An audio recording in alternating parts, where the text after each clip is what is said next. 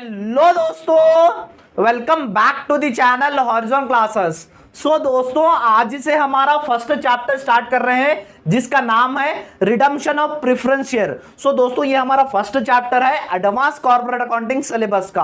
आप लोगों के बहुत ही कमेंट आ रहे थे कि sir advance corporate accounting syllabus start कीजिए। सो हम आ गए हैं दोस्तों सिलेबस लेके एडवांस कॉर्पोरेट अकाउंटिंग का, और आपके एग्जाम से पहले जितना ज्यादा हो सके उतना सिलेबस कवर करने की कोशिश करेंगे दोस्तों। सो आज से हमारा फर्स्ट मॉड्यूल शुरू करते हैं दोस्तों, जिसका नाम है रिडम्पशन ऑफ प्रेफरेंस शेयर्स। तो दोस्तों, शेयर्स का मतलब तो मालूम ही है। शेयर यानी कंपनी शेयर इशू करती है कैपिटल रेस करने के लिए, और शेयर होल्डर्स को कुछ पार्ट मिल जाता है कंपनी के प्रॉफिट का, उसे कहते हैं हम शेयर्स। सो दोस्तों, कंपनी में दो तरह के शेयर होते हैं, एक तो होता है इक्विटी शेयर्स और एक होता है प्रेफरेंस शेयर्स। सो दोस्तों, हमें इस चैप्टर में बात करना है प्रेफरेंस शेयर्स के बारे में। इक्विटी तो पता है, इक्विटी में जैसे कंपनी को प्रॉफिट होगा या कंपनी को लॉस होगा वो इसके ऊपर डिपेंड करता है कि डिविडेंड कितना मिलेगा। बट प्रेफरेंस शेयर की हम बात करते हैं, इक्विटी को हम साइड में रख देते हैं, जब इक्विटी का आएगा चैप्टर हम इक्विटी का डिस्कस करेंगे। प्रेफरेंस शेयर में क्या होता है दोस्तों, प्रेफरेंस शेयर में fixed percentage of the dividend मिलता है, इसे कुछ फ्लक्चुएशन नहीं होता, fixed percentage. So for example के तौर पर ले लीजिए, इसने कंपनी में 1 लाख रुपीस इन्वेस्ट किए हैं प्रेफरेंस शेयर होल्डर्स ने, और कंपनी ने इसे वादा किया है 10% डिविडेंड देने का। सो 10% कितना हो रहा है, 1 लाख का 10,000 रुपए डिविडेंड हो रहा है। सो कंपनी को प्रॉफिट होने दे या कंपनी को लॉस होने दे, ये 10,000 इसे पे करना ही होगा प्रेफरेंस शेयर होल्डर को। इक्विटी में क्या होता है, इक्विटी में अगर कंपनी को प्रॉफिट होता है तो इक्विटी शेयर होल्डर्स को प्रॉफिट मिलेगा, अगर लॉस होता है तो लॉस मिलेगा। बट इसमें नहीं होता है, कंपनी को अगर प्रॉफिट मिले या कंपनी को लॉस हो तो इसे इसका फिक्स परसेंटेज जो 10,000 एग्जांपल के तौर पर बता रहा हूं मैं, 10,000 इसे देना ही होगा। सो दोस्तों, और एक major difference equity share holder preference share holders में से, प्रेफरेंस शेयर होल्डर को वोटिंग राइट नहीं मिलता, वो कुछ चीज पे भी कंपनी के वोट नहीं कर सकता। सो दोस्तों, ये था हमारा प्रेफरेंस शेयर का मीनिंग, ये हमने देखा प्रेफरेंस शेयर। अब हमने नया वर्ड यहां पर सुन रहे हैं, नया वर्ड यानी रिडम्पशन सुन रहे हैं। रिडम्पशन एक नया वर्ड आप सुन रहे हैं, रिडम्पशन ऑफ प्रेफरेंस शेयर। अब जैसे प्रेफरेंस शेयर ने पैसे दिए थे, फर्स्ट में प्रेफरेंस शेयर क्या करता है, प्रेफरेंस शेयर होल्डर पैसे देता है। सो पैसे देता है तो उसे रिटर्न भी देना होगा, जैसे मैंने कहा फिक्स्ड रहता है, रिटर्न देना होगा। रिटर्न कैसे देती है कंपनी, कंपनी देती है तो प्रॉफिट हुआ तो, या तो फिर नए शेयर इश्यू करने को। सो कंपनी जब पे करती है प्रेफरेंस शेयर को तो तब कहते हैं हम रिडम्पशन ऑफ प्रेफरेंस शेयर्स। सो दोस्तों, आपने क्लास 12th में ये चैप्टर पढ़ा था, सेम वैसे ही है। इसमें आपको बैलेंस शीट करना नहीं है, ना इसमें कुछ टैली करना है, इसमें सिर्फ आपको जर्नल एंट्रीज रहेंगे, सिंपल जर्नल एंट्रीज रहेंगे। और दोस्तों, अगर आप इंट्रोडक्शन पार्ट अगर आज का और कल का पूरा वीडियो देखेंगे मेरा, तो आपको प्रॉब्लमेटिक करने हार्ड नहीं होगा। और टोटल 6 वीडियोस बनाऊंगा मैं इस चैप्टर के रिलेटेड, 6 या 7 हो सकती है। 2 इंट्रोडक्शन पार्ट होगा, 2 5 मार्क्स के और 2 10 मार्क्स के होंगे दोस्तों। उसके बाद हमारा चैप्टर फिनिश हो जाएगा। सो दोस्तों, ये था हमारा इसका meaning, redemption of preference shares, यानी प्रेफरेंस शेयर को रिटर्न जो है डिविडेंड देने को हम रिडम्पशन कहते हैं।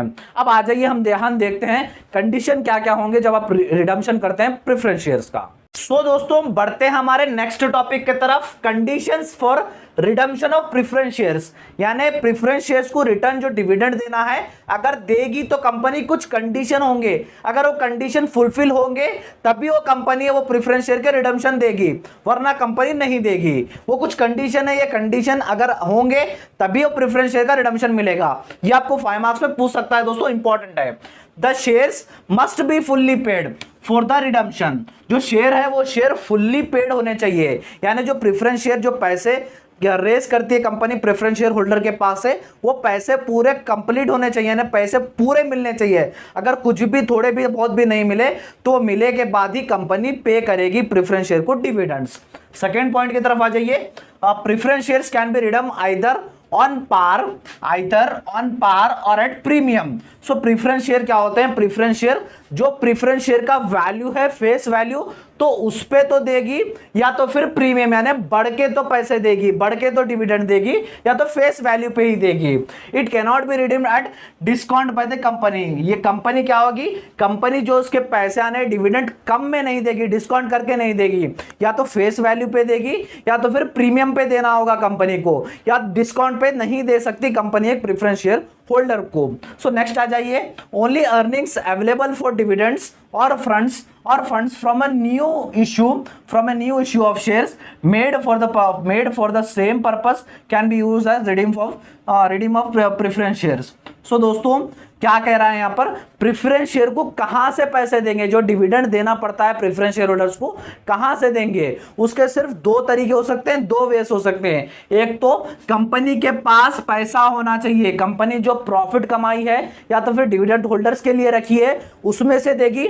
अगर वो पैसे नहीं है, प्रॉफिट नहीं है, तो कंपनी क्या करेगी, नए शेयर इशू करेगी, जो उससे पैसा आएगा उसी पैसों से प्रेफरेंस शेयर होल्डर जो ऑलरेडी एग्जिस्टिंग थे उनको पैसे देगी, उनको डिविडेंड देगी।